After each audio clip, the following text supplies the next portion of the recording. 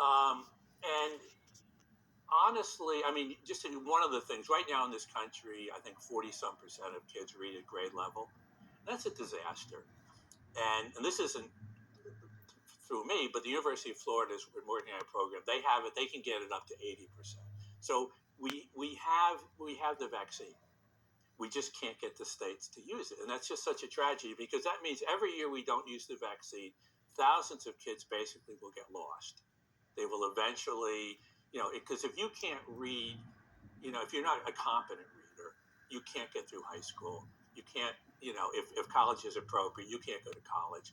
So that's a big thing for me. If we can do stuff and literally save lives, this is huge. So that's why we do a lot with literacy, and something that I've copyrighted this, Chris, Thinkery, which is just as important, which is in school teaching kids how to think.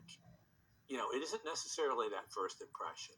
It isn't that, what are you going to do after school? Typical kid, I don't know. Well, let's see, you could play soccer, you could read a book, you could rob a liquor store, you could, in other words, just get them thinking, get past that first step, and every day in school, teach them how to think.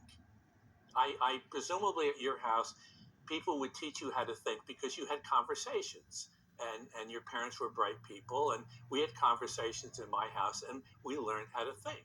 And a lot of people now, they don't, and especially, I think one of the things that troubles me lately is I've come to realize a lot of people cannot think for themselves, which is really literally thousands and thousands of thousands. They need somebody to say, think this way.